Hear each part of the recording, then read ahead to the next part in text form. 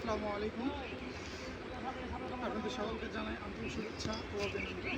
আপনারা দেখতে পাচ্ছেন যে আমাদের পিছনে একটি ক্ষেত, যেখানে আমরা লাউ শাক এবং সবুজ শাক এখানে আমরা আবাদ করতেছি এবং আমাদের পাশে আছে বিশাল একটি ক্ষেত। এখানে একটি করেছিল, রেমিডি করেছিল, তারপর আমরা এটা প্রচেষ্টা আমাদের আমরা আবার শুরু করলাম।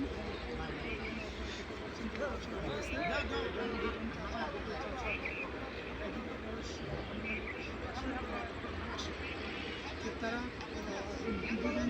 বাচ্চা আমার ক্ষেতে কাজ করতেছে এবং তারা পর্যাপ্ত পরিশ্রম সারাদিন করে এবং তারা সে মেরে দিচ্ছে মল এবং ঘাস যে আগাছাগুলো আছে এগুলো পরিষ্কার করতেছে আর কি। এরপরে আমরা ঘাসটা দিয়ে আমাদের এই লাউ শাকের এরিয়াটা একটু সুন্দর করে সাজাবো আর কি। তুমি দিকে দেখাও। ঠিক লাউ শাকের এরিয়াটা আর কিছুদিন গেলে লাউ শাকগুলো বড় হবে এবং এর ভিতরে লাউ শাক থাকবে এবং আমরা অল্প সময়ের ভিতর এটা বাজারজাত করতে পারবো।